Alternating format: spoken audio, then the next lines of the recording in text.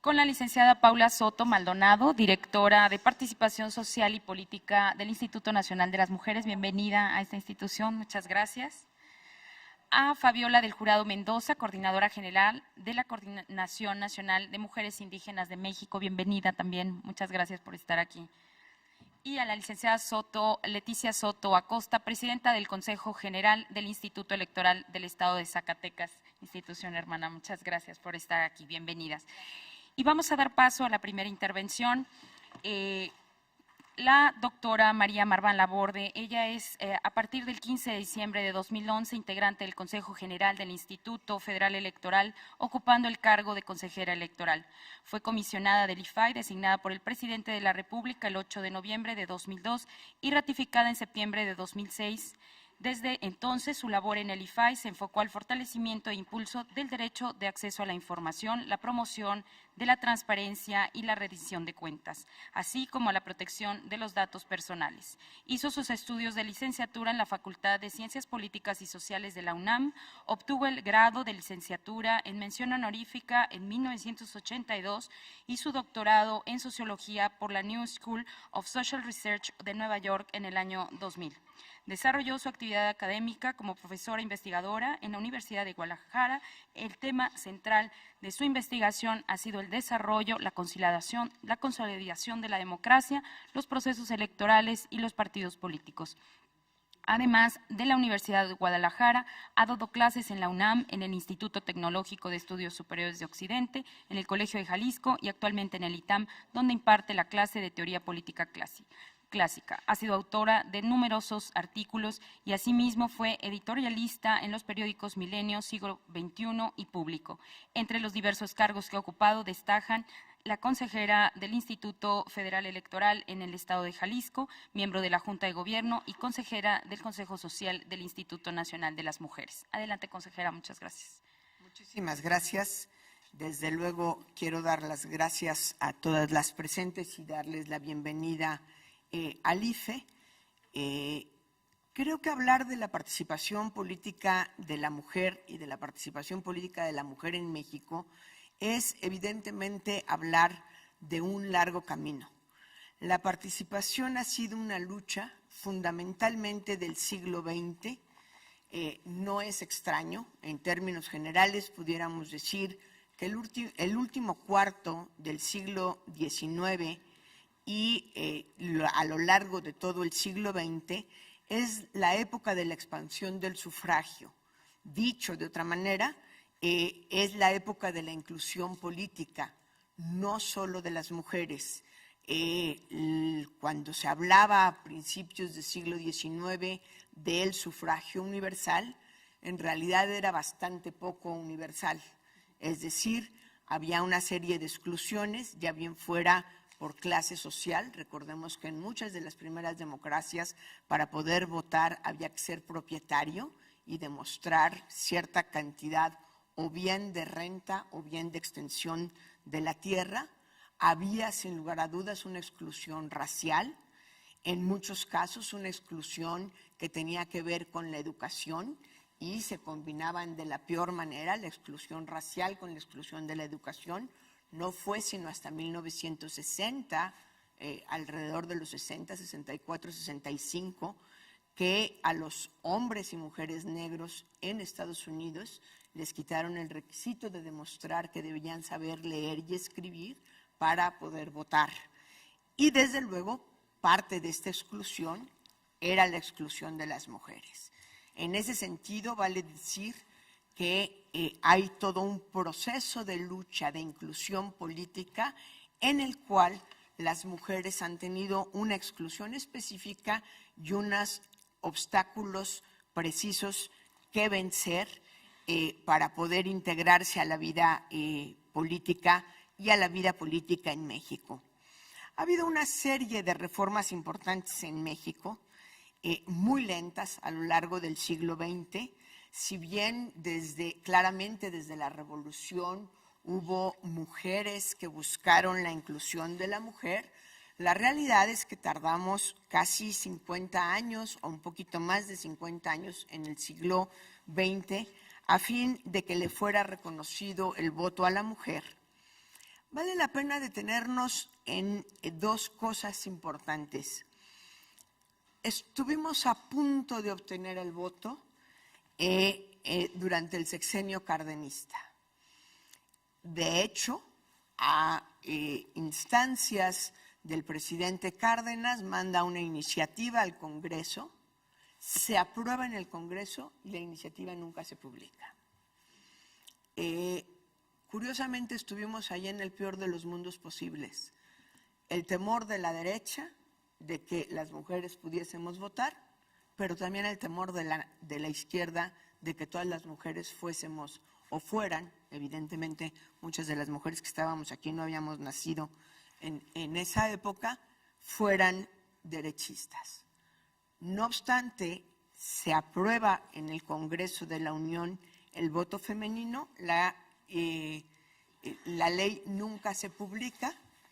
Teníamos como antecedente, y finalmente estas no son más que hipótesis de historiadores e historiadoras, que en 1931, que la mujer obtuvo el voto en España, sí fue un voto en términos generales conservador, y desde luego en México estaba el movimiento cristero y estaba también todo el movimiento de Almazán y la formación del Partido Acción Nacional. Hay por ahí algunos discursos de esa época en donde se habla de la falta de necesidad de darle el voto a la mujer, ya que de cualquier manera la mujer saldría a votar igual que su marido o igual que su padre. Y esto no refleja, además de la discriminación a la mujer, más que la sociedad paternalista, la necesidad de tutelar a la mujer. Y otra cuestión que es importante, era inconcebible el pluralismo dentro de una familia. En esta familia se piensa así, por lo tanto se vota así, y pues si tú eres mujer vas a votar como tu marido, vas a votar como tu padre. Ya todas y todos nosotros sabemos, el voto femenino se obtiene hasta 1953. No ha sido fácil la incorporación de la mujer, sobre todo como candidata. Esa ha sido una lucha mucho más lenta. Los datos, quizá muchos de nosotros ya los conocemos. La inclusión de la mujer tiene que ver también con el proceso de reconocimiento de la pluralidad en la sociedad política mexicana, hasta que no se rompe la hegemonía del Partido Revolucionario Institucional, en ese momento hegemónico, no empieza a haber un incremento fuerte de las mujeres en el Congreso. No quiero decir que el PRI fundamentalmente estuviese en contra de esto. Si hoy vemos, el PRI incluye a las mujeres más o menos igual que los demás partidos, pero sí quiero decir que hay un cambio generacional en México, hay el reconocimiento de la pluralidad, hay la lucha en los diferentes partidos de las mujeres que participan a fin de conseguir las candidaturas femeninas.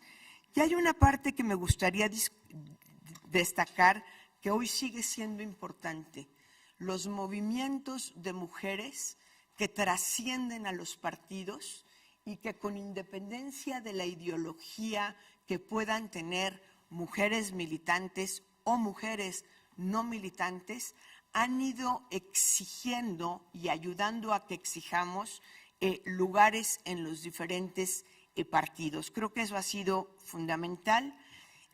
Después de la reforma de 1997 hay un incremento significativo en la participación de mujeres en la Cámara de Diputados.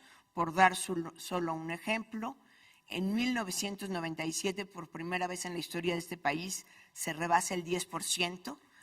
En el año 2000 es el 14.1%, en 2003 el 17.4%, 2006 el 22.3%, y no es sino hasta 2009 que se llega al 27.4%. Aunado a esta transformación legal y social, porque creo que hay que tomar en cuenta las dos partes, hay que reconocer las transformaciones en el COFIPE que de manera, primero, francamente tímida, van sugiriendo cierta participación obligatoria a través de las cuotas de género. Quizá en 93, que es la primera redacción, podemos entender claramente la timidez de la reforma a la hora que dice los partidos promoverán. ¿Cómo? Pues como puedan, como quieran, y si no pueden, no importa. Eso no dice el COFIPE, pero finalmente así sucedió. Después se habla de un 70-30 de acuerdo a los estatutos de cada partido. 2007 se establece el 60-40, que a partir de la sentencia del 2011, 12624, tendrá que ser una verdadera obligación para los partidos presentar 60-40 de manera absolutamente respetuosa. Hay una serie de conquistas importantes, no solo en el acceso a ciertos puestos de elección popular, sino después en los lugares que han ido ocupando las mujeres. Pongo un ejemplo que es muy claro con el Congreso. La primera participación de las mujeres en la Cámara de Diputados, en la Cámara de Senadores, difícilmente tenían acceso a presidencias de comisiones. Se le daba a lo mejor normalmente la presidencia de la Comisión de Equidad, pensando que solo las mujeres debemos de luchar por la equidad. Desde luego, y como bien lo sabe la diputada que hoy nos acompaña, Estela Durán, esto necesita de la lucha de todos. Ha sido lento el proceso en el que hemos podido o se han podido dar presidencias de otras comisiones, secretarías de Estado, y desde luego esto presenta, como todas las conquistas sociales en México, un panorama disparejo. No quiero dejar de mencionar el caso de Eufrosina Mendoza Cruz, que después de 50 años de haber conquistado el voto femenino, de haber conquistado el derecho a ser votadas, en 2008 se le negó en su comunidad oaxaqueña la posibilidad de ser presidenta municipal.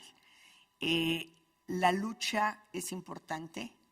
El constante peligro de retroceso siempre está presente, como en cualquier lucha por la libertad y la igualdad.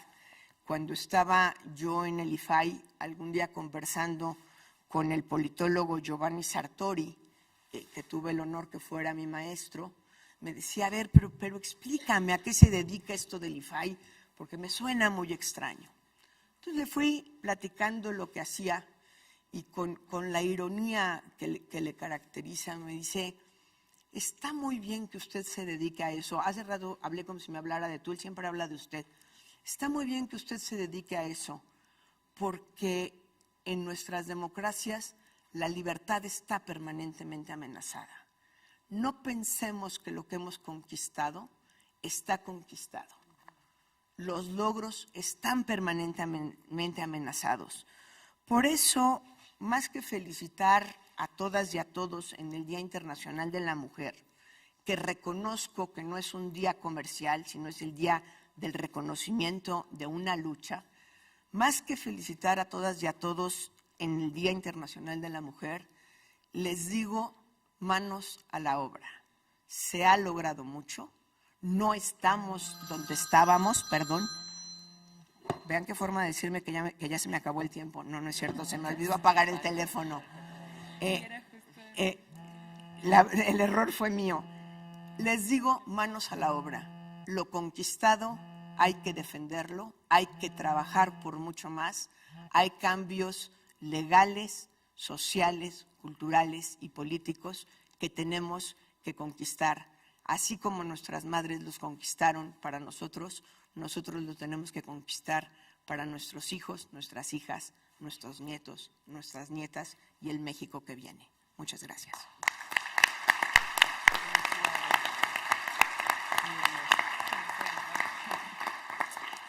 Muchas gracias a la Muchas gracias a la doctora Marván, la consejera electoral. Y vamos a dar paso a nuestra siguiente invitada, que es la diputada Enestela Durán Rico. Ella es licenciada en Educación Preescolar, egresada de la licenciatura en Derecho por la Universidad de Guadalajara, en Ciencias Sociales. Cursó diplomados en Análisis Político Estratégico Internacional, Historia y Reglamentación Municipal. Se ha desempeñado en cargos de elección popular como regidora por Guadalajara, candidata a diputada federal plurinominal en la 60 legislatura, candidata a diputada federal suplente por el Distrito 11 electoral en 1997, fue miembro fundador de la Junta de Mujeres Políticas, secretaria general adjunta de la Secretaría General del PRI en Jalisco y consejera nacional, así como estatal y municipal. Fue también secretaria del Organismo de Mujeres Priistas en Jalisco, expresidenta del Congreso de Mujeres por el PRI en Guadalajara, coordinadora concertadora política del Movimiento Territorial en Jalisco y actualmente es diputada por el Distrito 13 electoral de Jalisco en la actual legislatura de la Cámara de Diputados del Congreso de la Unión. Adelante, diputada, muchas gracias. Muchas gracias. Buenos días a todas, a todos de nuevo. Agradezco particularmente la invitación que me ha hecho el Instituto Federal Electoral, particularmente al doctor Leonardo Valdés, quien amablemente me integró dentro de este destacado panel. A las mujeres de hoy les reconozco y les felicito por estar construyendo a la par de muchos hombres, no pocos, ya son muchos más los que están involucrados en la defensa de los movimientos de mujeres en México, por este día en su atención a acompañarnos a compartir estas charlas. A mis compañeras panelistas, felicidades a todas también, bienvenidas, y paso a comentar lo siguiente. Los derechos humanos y las normas jurídicas tienen como principio la dignidad y buscan cuidarla y defenderla.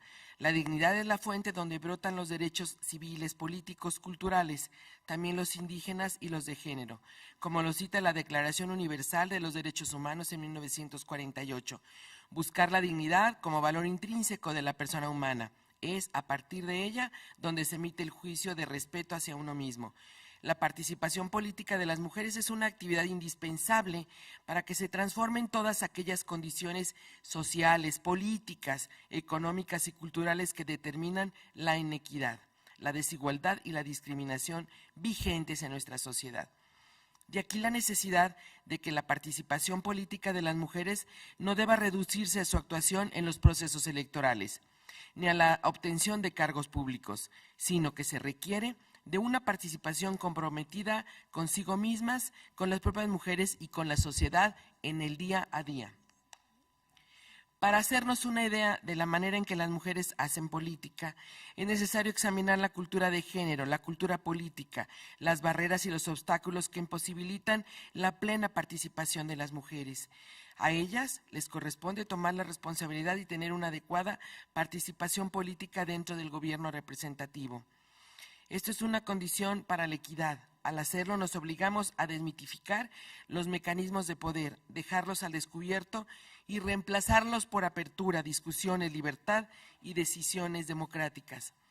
De tal forma, la institucionalización enfocada al género enfrenta el problema de una dependencia de quienes toman las decisiones.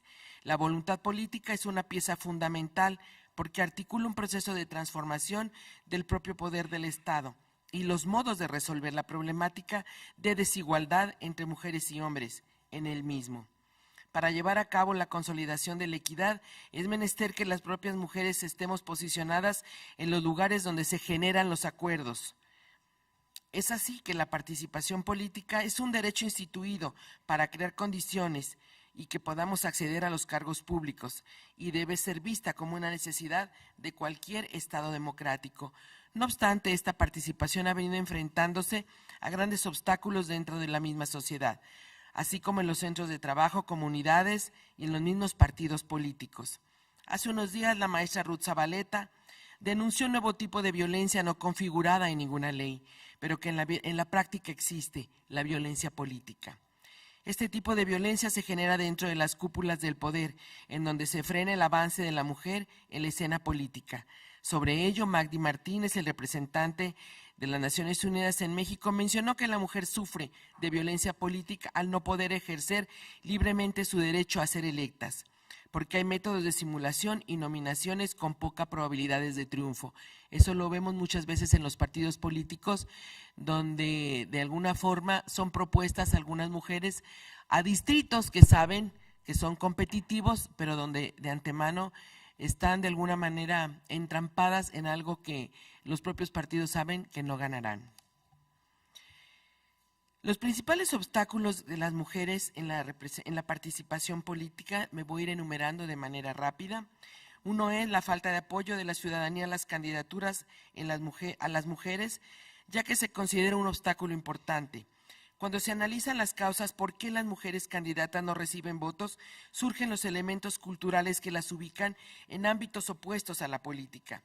La persistencia de la separación entre lo público y lo privado, la socialización privada de las mujeres, la separación sexista de funciones se vuelven obstáculos evidentes. El carácter de recién llegadas, entrecomillado, de las mujeres al mundo público se considera como incompetencia y se les asignan tareas derivadas de la función reproductiva. La toma de decisiones es un obstáculo mencionado con más frecuencia para la participación política y es el referido a los horarios, a las reuniones largas y nocturnas y a que las decisiones políticas, se cuenta también por ahí, se hacen a veces en cantinas. La falta de conocimiento y inexperiencia de las mujeres en los asuntos públicos se menciona como causa de escasa presencia en la política. De acuerdo con el discurso político masculino, se señalan 3 obstáculos en la falta de conocimiento político de las mujeres. La capacidad de negociación, dicen que se considera fundamental porque las mujeres a veces no cuentan con las habilidades negociadoras y esa capacidad de conciliar intereses. Deben tener alguna excusa siempre, ¿verdad? La capacidad discursiva, la oratoria, fundamental para la política. El discurso agresivo de los hombres obstaculiza la participación política de las mujeres.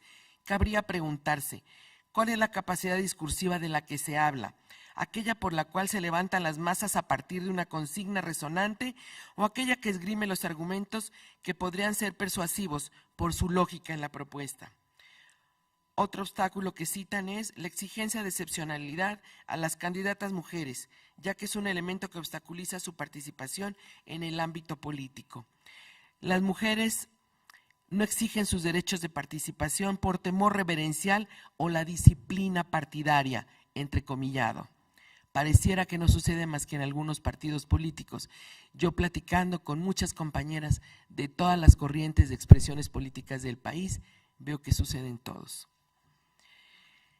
Las mujeres plantean un desafío y es pagar estos altísimos costos políticos, como la expulsión, sanciones, exclusión de listas y despidos de sus propios partidos, por temor también a ser congeladas, y se moldean exigencias a que las mujeres han de plantear respecto a la medida de su inclusión en el instituto donde participan.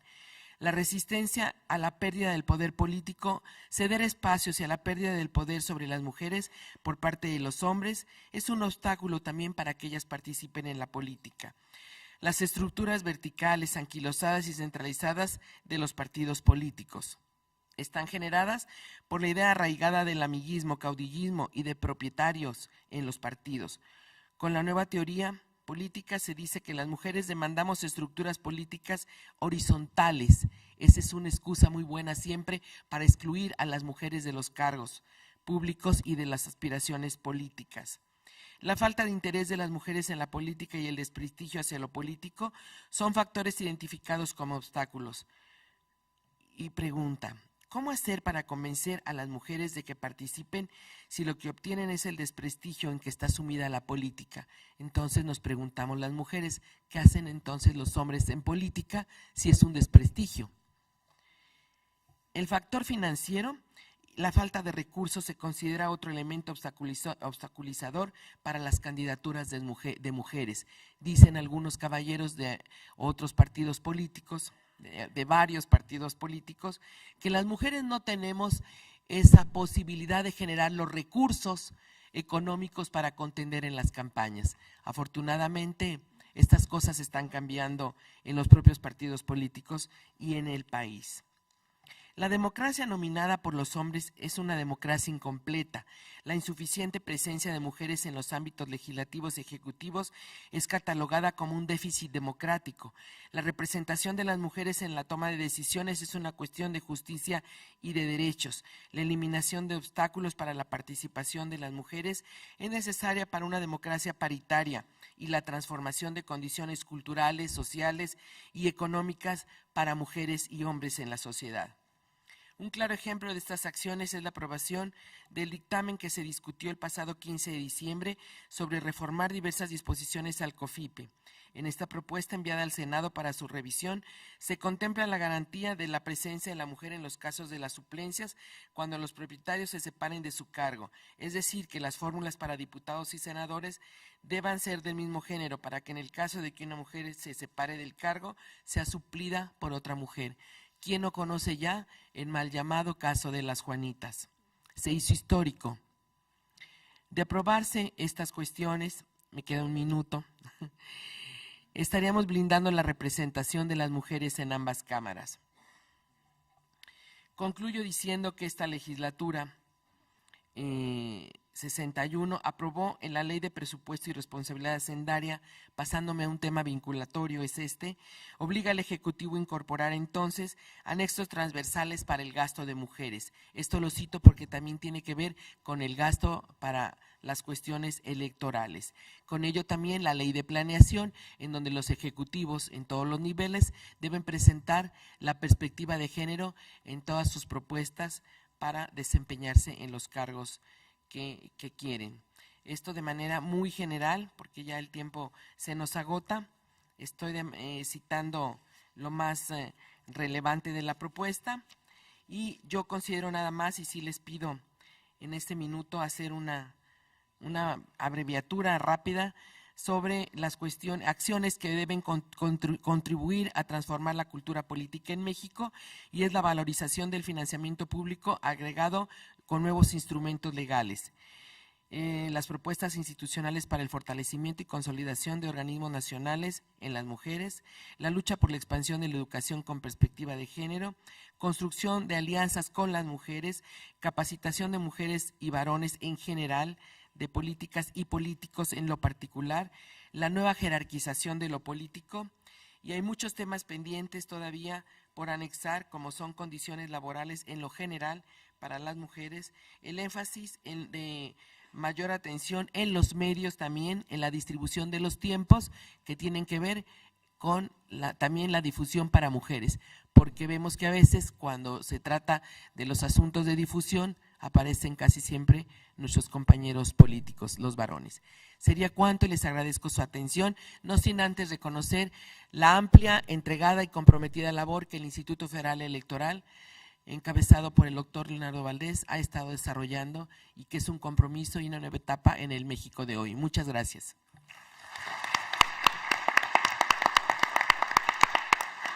Muchas gracias a la diputada y bueno, espero que después en la ronda de preguntas pueda tener alguna intervención del auditorio para finalizar con los comentarios que tenía por ofrecernos. Muchas gracias y seguimos con nuestra siguiente invitada, quien es la licenciada Paula Soto Maldonado, directora de Participación Social y Política de IMujeres. Ella estudió la licenciatura en Ciencia Política y Administración Pública en la Universidad Iberoamericana, ha realizado estudios complementarios en materias como liderazgo, estrategia electoral, comunicación política, propaganda, etnonacionalismo, derecho constitucional y técnica legislativa. También ha tenido la oportunidad de transmitir sus conocimientos y experiencia en la docencia en las materias de opinión pública y propaganda política para universitarios.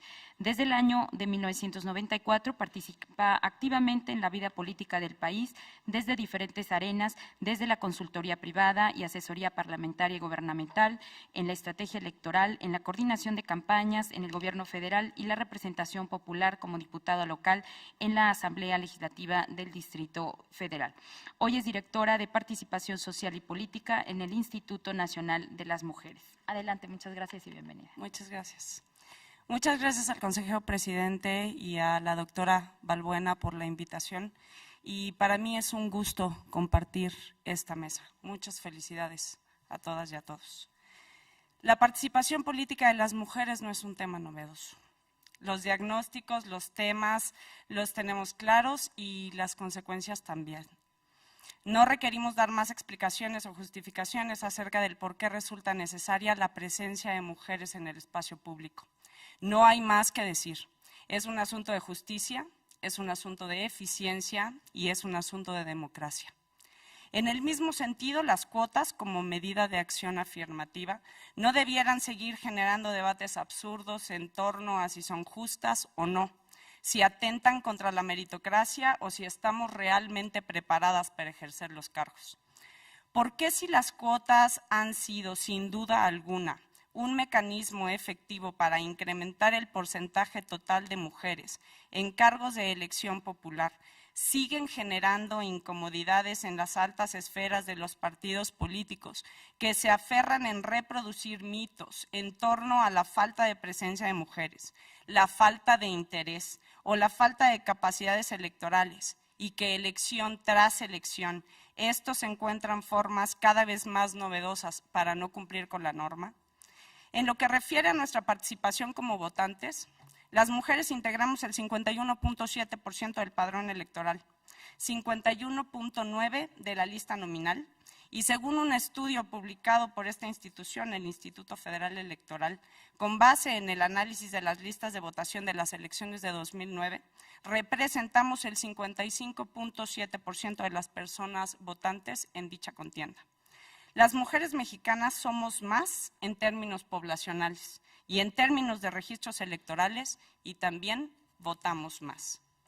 Ya se ha dicho en diversas ocasiones, no podemos esperar resultados distintos si seguimos haciendo lo mismo. Tenemos que hacer un alto en el camino y reflexionar sobre qué es lo que hace falta para que las mujeres lleguen y qué hace falta para que lleguen a los espacios donde son necesarias. Ya tenemos la norma, ya tenemos las sanciones, ya tenemos la capacitación, solo nos falta pisar con más fuerza y acelerar el paso. Este año tenemos la enorme ventaja de contar con la ya tantas veces citada sentencia del Tribunal Electoral del Poder Judicial de la Federación, que obliga a los partidos a cumplir con la cuota, aun cuando las candidaturas de mayoría sean resultado de un proceso interno, y a nominar en cada uno de los segmentos de esta y cada una de las listas de representación proporcional 2 candidaturas de género distinto. Asimismo, las fórmulas de candidatas que comprende dicha cuota deberán ser integradas con propietario y suplente del mismo sexo. Por si no había quedado claro lo señalado en la norma, ahora los partidos cuentan con una sentencia para que se dé cumplimiento a lo que ya de por sí ya estaban obligados. La sentencia lo pone en lenguaje ciudadano y sin espacio para la interpretación. Cada partido o coalición deberá registrar y postular al menos 120 y 26 fórmulas de candidatos de mayoría relativa y 80 y 13 de representación proporcional para diputados y senadores respectivamente, que estarán integradas por mujeres, propietaria y suplente.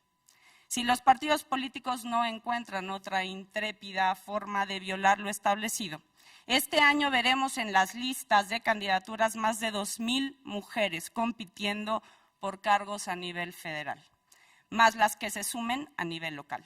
La pregunta obligada es, ¿cuáles son las respectivas responsabilidades en este contexto? Y enumero. 1. Para las instituciones, INMujeres, Instituto Federal Electoral y Tribunal Electoral del Poder Judicial, la principal responsabilidad es cumplir cabalmente con nuestras funciones. No permitir se registre lista alguna que no cumpla con el porcentaje establecido y generar mecanismos de seguimiento al cumplimiento de las cuotas, accesibles para todas y todos los interesados. Difundir los mecanismos de protección de los derechos político-electorales en lenguaje ciudadano. Identificar y mantener comunicación con todas las mujeres candidatas que contenderán por cargos de elección popular. Atender con prontitud y eficacia a las mujeres que presenten juicios o quejas de violaciones a sus derechos. Solicitar a los partidos políticos que enumeren sus propuestas en materia de igualdad dentro de sus plataformas políticas y hacer un ejercicio público de comparación. asesorar a todas aquellas mujeres que tengan inquietudes sobre el proceso electoral, generar un esquema de coordinación interinstitucional entre mecanismos estatales para el adelanto de las mujeres, instituciones electorales, organizaciones civiles, académicas e intelectuales, y actores clave dentro de los partidos políticos que garanticen la vigilancia del proceso en materia de igualdad. Para las organizaciones de la sociedad civil, fungir como instancias de presión, monitorear el cumplimiento de la norma a nivel federal y en las elecciones locales, señalar y hacer pública y visible cualquier violación, acompañar y asesorar a los partidos políticos, capacitar de forma integral a las mujeres al interior de los partidos, generar vínculos con instancias internacionales que apoyen las labores de observación electoral, convertir la información en acción. Para los partidos políticos, fortalecer las redes intrapartidarias entre mujeres para promover agendas de género. Para los presidentes de los partidos y aquellos que tienen en sus manos los procesos de selección de candidaturas, ya no podemos seguir jugando al gato y al ratón. Entre más violen la norma, más candados les vamos a poner. Para las titulares de los organismos de mujeres al interior de los partidos, consideramos necesario y urgente que asuman su rol. Ustedes son las representantes de las mujeres ante las autoridades de su partido y no a la inversa. Ya basta de ceder espacios y agenda en aras de la unidad y el triunfo electoral. El poder público nos corresponde y como representantes de las mujeres al interior de sus partidos tienen la obligación de defender esos espacios. Y quizás la más importante de estas responsabilidades les corresponde a las militantes de los partidos políticos. La defensa de los derechos le corresponde primordial y en algunos casos exclusivamente a quien los ejerce.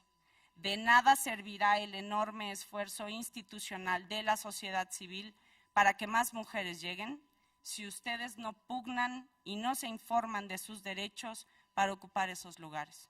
No tengan miedo de preguntar, de informarse, de exigir que se cumpla con la norma señalada. No están solas.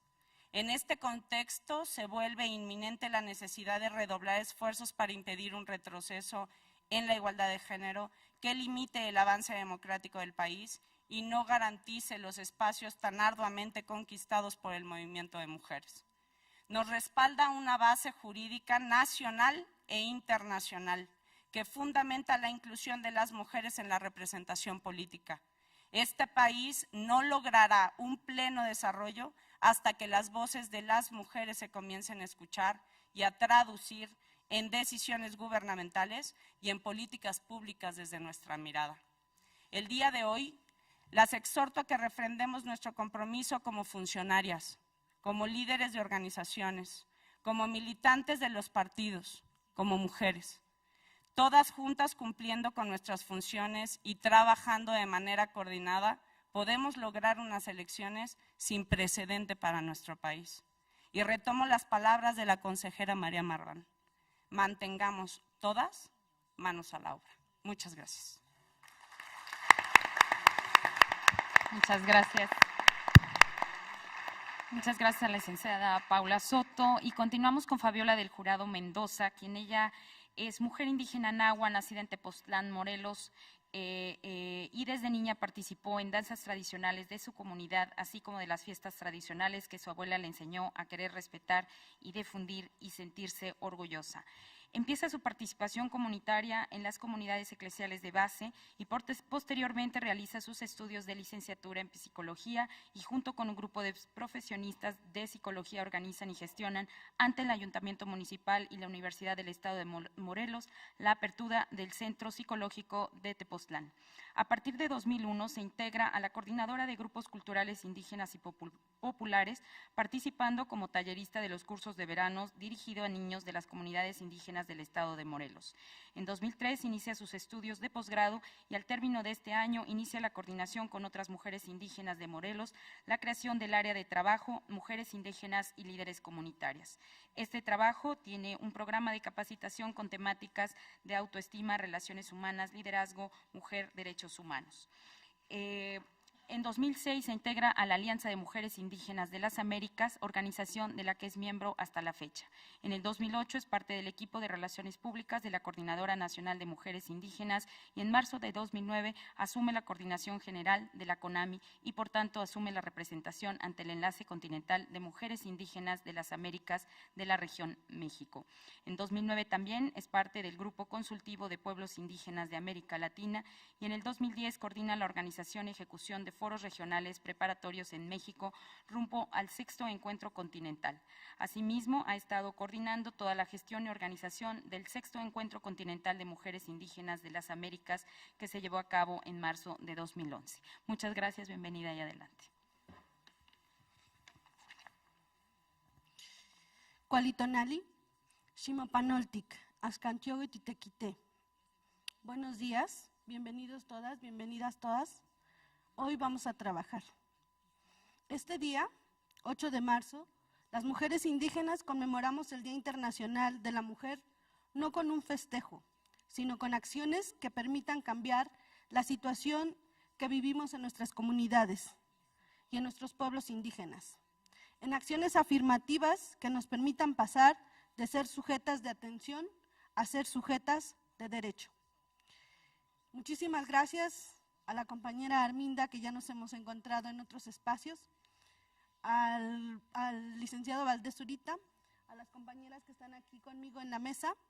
Es un honor realmente estar aquí y sobre todo hablar en este espacio de la participación política de las mujeres indígenas.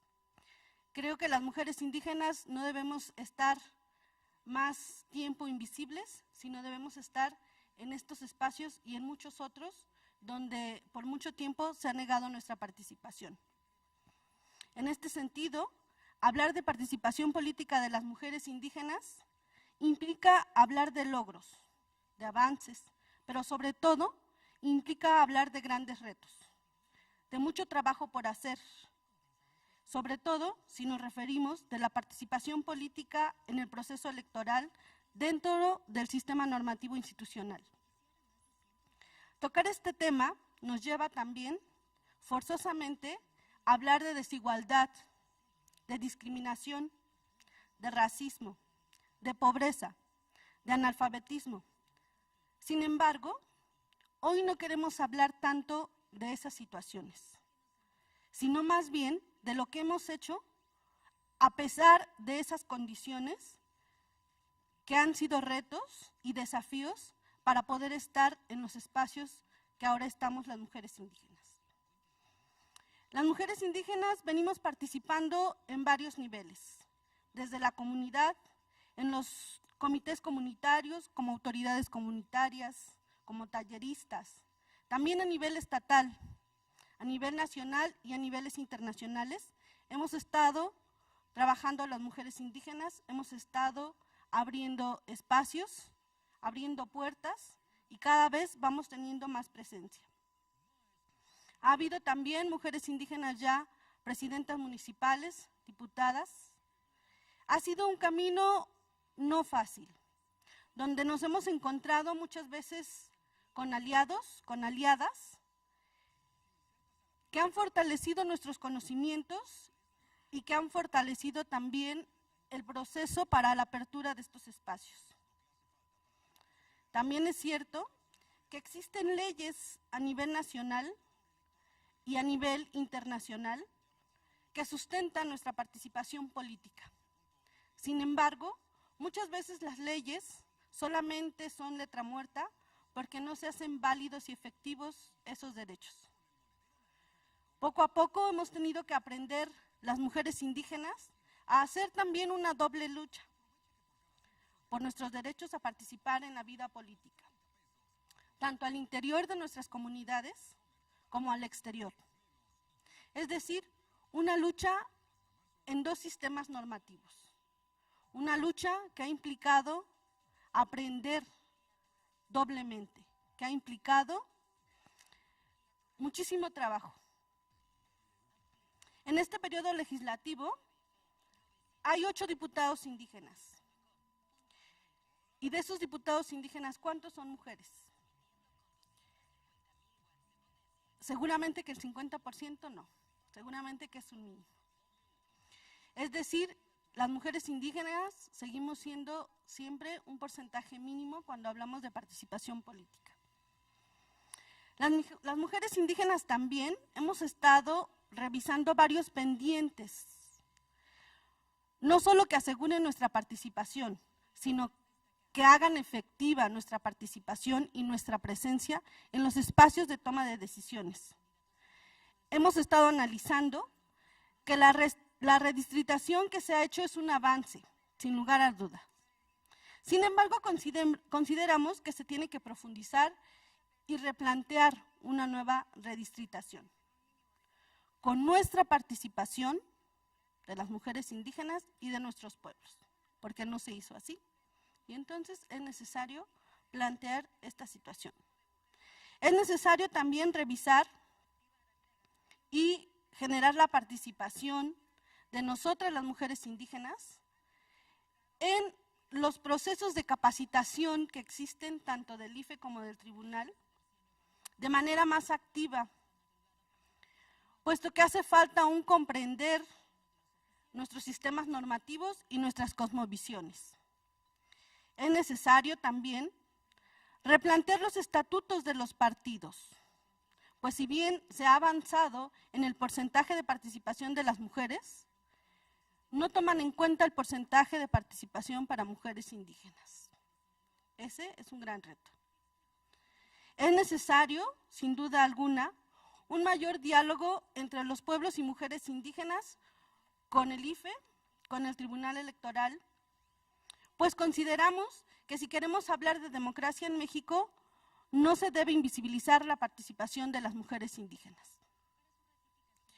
Es necesario dar continuidad al trabajo que venimos realizando en coordinación desde el 2010 a la fecha, entre el IFE, el Tribunal Electoral, el Programa de Naciones Unidas para el Desarrollo Humano y la Coordinadora Nacional de Mujeres Indígenas. De no hacerlo, nuevamente hablaríamos de un retroceso. Y es algo que hemos iniciado y que está dando sus frutos. Hay mujeres indígenas que estamos aprendiendo cómo funciona este sistema electoral, estas instituciones encargadas de vigilar estos procesos, pero también es cierto que hay gente dentro de las instituciones que está teniendo la sensibilidad y el compromiso para ir cambiando sus acciones al interior de estas instituciones. En este proceso electoral quiero comentarles que tenemos a 2 compañeras mujeres indígenas luchando por diputaciones federales. Es algo que seguramente hace algunos años no nos hubiéramos planteado. Y ahora está habiendo 2 compañeras indígenas que tienen el reto de llegar al Congreso de la Nación y poner nuestras demandas y convertirlas en políticas públicas que mejoren nuestras condiciones de vida. Estas 2 compañeras son parte de los procesos que venimos teniendo desde nuestras comunidades. Nos referimos a las compañeras Rogelia González de Juchitán y a la compañera y hermana Marta Sánchez Néstor. La hermana Rogelia, integrante de un partido político. También cabe decir que las mujeres indígenas participamos de diversas maneras, muchas veces en la estructura de un partido, pero también muchas veces como parte de un proceso de organización, de organizaciones. Eso muchas veces nos complica y nos facilita. Ahora las 2 compañeras están por estas 2 vías, es decir, en estos 2 sistemas normativos, pues. Es un reto el que las compañeras puedan llegar. Ambas 2 tienen grandes trayectorias y sabemos que tienen los conocimientos necesarios. También queremos comentar que hoy día la Coordinadora Nacional de Mujeres Indígenas estamos trabajando una agenda política a nivel nacional para presentar también a los compañeros indígenas que también están contendiendo por diputaciones federales y a senadores algunos también, y que queremos presentar también a los presidenciables, porque ahora queremos que retomen esta agenda. Las mujeres indígenas estamos por una nueva relación donde no queremos seguir esperando a que nos lleven sus propuestas, ni queremos seguir siendo solo votantes. Ahora queremos que se respeten nuestras propuestas, nuestros sistemas normativos, nuestras demandas y sobre todo estamos en una lucha, insisto, para que se nos reconozca como sujetos, sujetas de derechos colectivos e individuales. Gracias.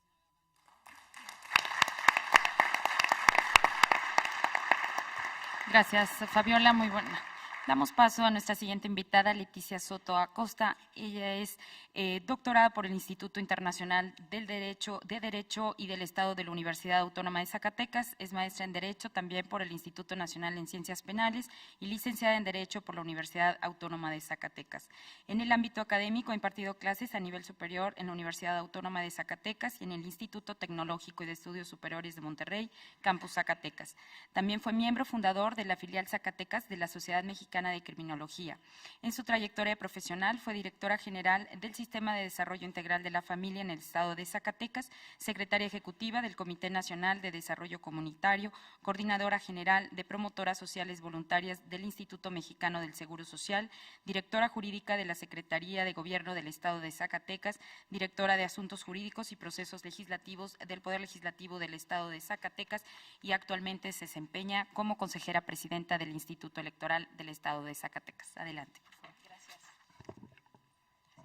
Muchas gracias.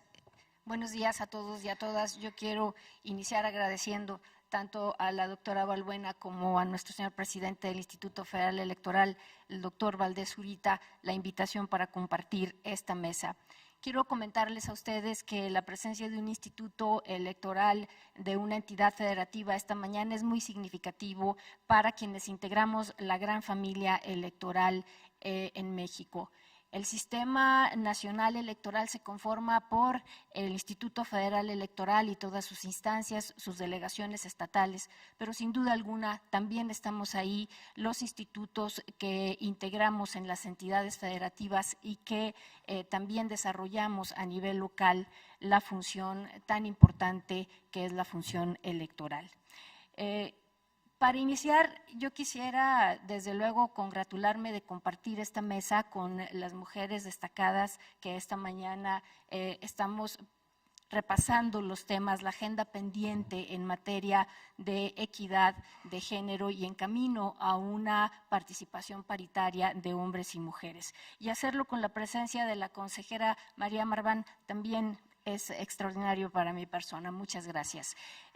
Quiero platicarles una anécdota que acaba de suceder en días pasados en Zacatecas. La prensa estatal da cuenta de que ante el reclamo de una candidata a senadora, al dirigente nacional de su partido por la fórmula en que estaba ubicada en el proceso de selección interna de su partido, se había señalado que ella iría en la primera fórmula de candidatura a senaduría. Sin embargo, ya en la negociación con la coalición, la compañera candidata aparece en la segunda fórmula.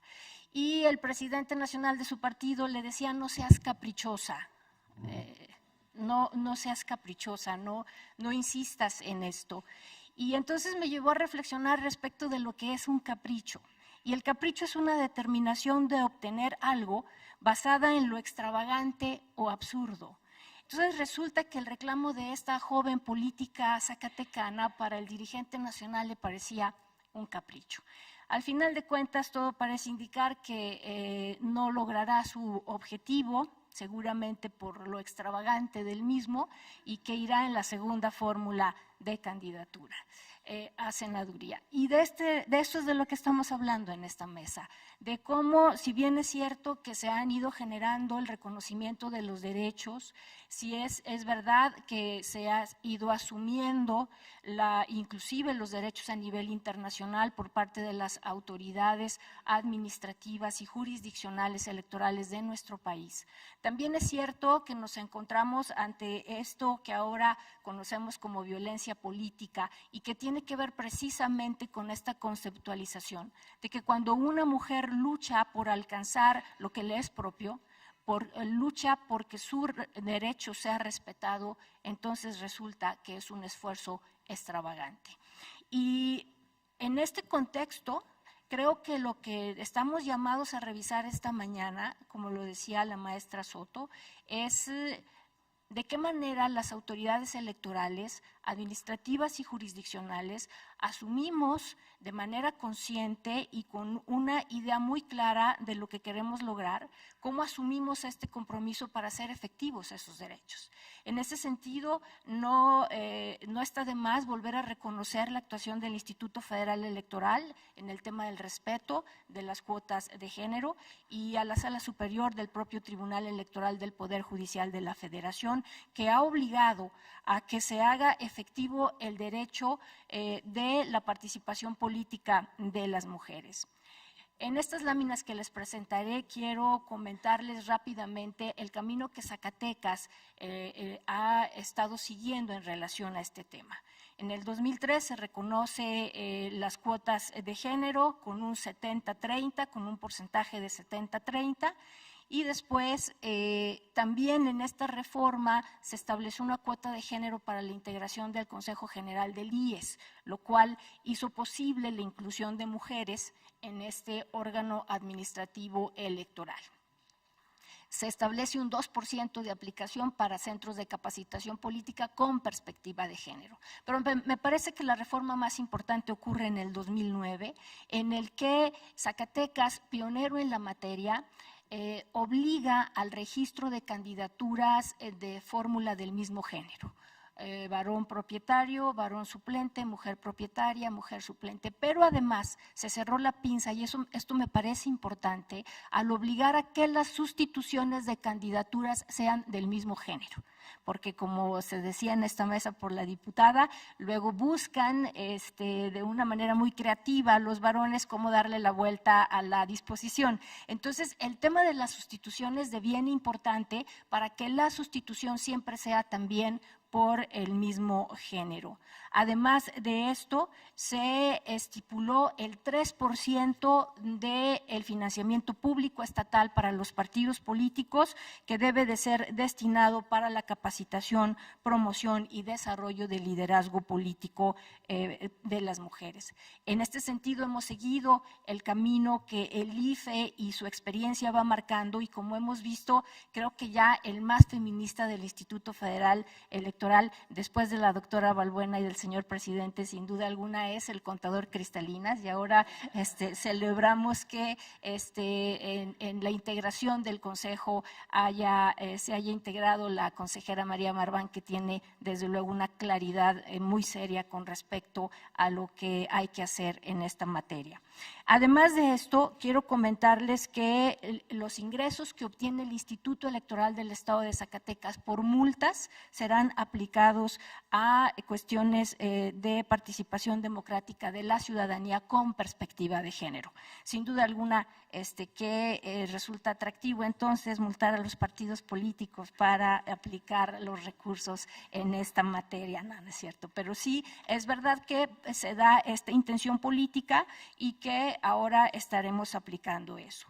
El camino entonces legislativo es las láminas, no sé si ustedes lo alcanzan a ver, yo la que tengo enfrente se ve pequeña la letra, pero quiero comentarles rápidamente lo que ha sucedido. De 11 diputadas que tuvimos en el 2004, en este proceso electoral 2010 solo son 9 diputadas. Se perdieron 2 escaños por la cuestión de esta excepción de cuando se trata de una candidatura que surge de un proceso de selección democrático interno de los partidos políticos, tema que parece que quedará concluido en este proceso electoral federal 2012. Esperemos que así sea y que al final de cuentas ya no sea un pretexto para no registrar candidaturas en mayoría relativa. Tenemos 322 regidoras, tenemos 39 síndicas y solo 3 presidentas municipales. En Zacatecas se aprobó una disposición para que las planillas de ayuntamiento fueran alternadas hombre-mujer, a partir de quién es candidato o candidata a presidente. Por eso tenemos 39 síndicas, que es el siguiente lugar en la lista. Y desde luego que ahora el tema es qué hacer con lo que tenemos, ¿no?, en esta fotografía. En Zacatecas, en el 2009, se aprueba también una disposición que con mucho gusto quiero comentarles. Se crea al interior del Instituto Electoral del Estado de Zacatecas una dirección ejecutiva que se llama de paridad entre los géneros. Forma parte de la Junta Ejecutiva y tiene como finalidad establecer lineamientos y políticas conjuntamente con los partidos políticos para generar condiciones favorables para la participación paritaria de las mujeres. Es decir, en el IES ya tenemos una presencia institucional con funciones claras y además es la única comisión en el caso de Zacatecas donde participan también las representantes de los partidos políticos. Quiero irme hasta la casi última lámina, por favor, Ana Claudia, porque estamos por terminar. Quiero comentarles que hemos estado haciendo una serie de esfuerzos en Zacatecas. Una cuestión primera fue establecer un diagnóstico de la situación que guarda la participación política de las mujeres. Tendremos el próximo día 19 de abril un encuentro estatal de mujeres líderes políticas. Nos acompañará InMujeres, que agradezco a la señora Rocío Gaitán el apoyo que nos está dando para este encuentro. Estaremos capacitando a estas mujeres regidoras porque nos interesa fundamentalmente conocer sus perfiles para poder apoyarlas. Aquí se decía, ¿qué hay que hacer con las mujeres? ¿Qué hace falta? Nosotros queremos conocer sus perfiles de las regidoras actuales, fortalecer su presencia política, ver qué les hace falta para que no sean regidoras 3 años y desaparezcan de la vida política, sino que asuman esta posibilidad y la podamos potenciar. Queremos darles apoyo institucional y ayudarlas a conformar redes de mujeres que apoyen a otras mujeres candidatas. Ya se ha señalado aquí, ¿quién va a cuidar a los niños? ¿Quién va a cuidar a los ancianos? ¿Quién va a atender aquellos roles que por naturaleza culturalmente nos han sido asignados y que las mujeres no podemos dejar o no pueden dejar en las comunidades para poder ir en búsqueda de una candidatura? El otro tema, sin duda alguna, es el financiamiento para las campañas ganadoras de las mujeres. Una mujer no arriesga fácilmente su patrimonio familiar, como a lo mejor lo hacen los varones, y hay que buscar mecanismos para que ellas puedan salir en búsqueda de una candidatura ganadora. Por lo pronto sería cuanto. En la página del Instituto Electoral pueden ustedes encontrar tanto este diagnóstico que hicimos como los esfuerzos que hace la Dirección de Paridad, y celebramos la presentación que ha hecho el IFE hace un momento de esta ruta crítica. Va a ser un instrumento muy importante para el trabajo que hacemos con las mujeres políticas de Zacatecas. Muchas gracias. Doctora, muchas gracias. Gracias a la doctora y a todas las panelistas que nos han permitido tener un panorama muy general, tanto histórico como del contexto en el que estamos. Y pues yo daría la palabra al auditorio para poder hacerles preguntas y tendrán hasta por 3 minutos rápidamente sus intervenciones nuestras panelistas. Si alguien del auditorio quisiera hacerle alguna pregunta a cualquiera de ellas. Por aquí están los micrófonos, no sé si alguien quiere intervenir. Parece ser que no, que todo quedó muy claro. Pues yo le daría simple y sencillamente para poder cerrar, si alguna de ellas quisiera intervenir o cerrar con algún comentario, una ronda última de participación, claro que sí. Solamente quisiera comentarles que en Zacatecas, en cuanto a la fiscalización del financiamiento de este 3% que se debe de aplicar, no tenemos buenas noticias para el año 2011, que es la primera vez que se aplica nuestro reglamento. Se parece mucho al del Instituto Federal Electoral, lo hemos seguido como modelo, y la noticia es que hay una aplicación pequeña, un porcentaje del 20-30% de la aplicación de este 3%, y que, como ustedes saben, siempre viene la cuestión de ¿y por qué dedicar este dinero solo a las mujeres si lo podemos hacer, si las mujeres están aquí y no necesitan una atención especial, etcétera? Seguiremos insistiendo en esto y ya les traeremos información respecto a cómo cerramos en el año 2012. Muchas gracias. Gracias. Pues muchas gracias a todas, y pues solamente para cerrar, efectivamente, pues concluir que efectivamente todo lo que se ha planteado el día de hoy nos pone en un panorama que si bien las leyes han avanzado, que si bien tenemos grandes acciones que se han logrado, demandas que se han cumplido, pues lo que nos queda el reto, ya lo decía la doctora Malván, manos a la obra. Por otro lado decían, ¿qué hace falta? Y pues yo diría que es más que nada que las leyes realmente se conviertan en acciones, en realidades, y que esas leyes no sigan siendo tímidas y que tampoco nuestras acciones. Así que, bueno, felicidades y reconocer a todas. Buenos días. Una última intervención por ahí. Ahí está su micrófono. Gracias. Muchas gracias, maestra Dalia. Reiterarle de nuevo mi gratitud tanto a la doctora Armida Balbuena como al consejero presidente, y hacer hincapié en lo que ya también citó la doctora Marván. Un verbo nos puede cambiar toda la terminología, y hay abogadas y abogados aquí, tanto en el panel como en el auditorio, nos puede cambiar incluso los dictámenes en la cuestión de las legislaturas, pero también las sentencias en un momento dado. No es lo mismo que los partidos promuevan a que los partidos garanticen, que ese es un verbo que debemos dejar totalmente asentados para próximas modificaciones en la legislatura. Sí, se han dado grandes pasos, pero no es lo mismo los partidos promoverán o procurarán, los partidos garantizarán. Ese es el verbo que debemos nosotros promover y defender ahora en las causas de las mujeres, que son las causas de toda la sociedad. No son causas ajenas y a mujeres nada más, en donde se pretende de alguna manera victimizar o hacer sentir de un modo diferente por ser del género femenino. Yo creo que aquí hay que tomar, ya dijeron por aquí, manos a la obra, al toro por los cuernos, y hacer las cosas pues como deben de realizarse en este país, que sí hemos dado grandes pasos, pero nos falta todavía mucho por hacer y desmitificar, por supuesto, porque no existe en la vida política práctica, lo vivo desde el legislativo. No es cierto que mujeres juntas ni difuntas, eso no es cierto, es un mito que nos han pretendido también implantar.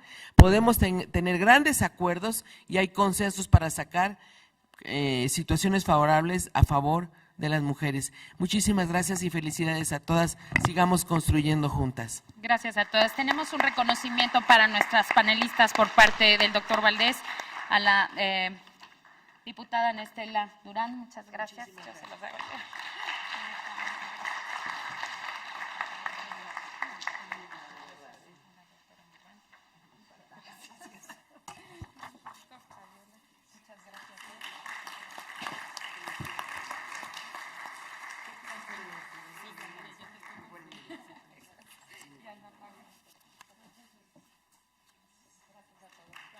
Continuamos, muchas gracias.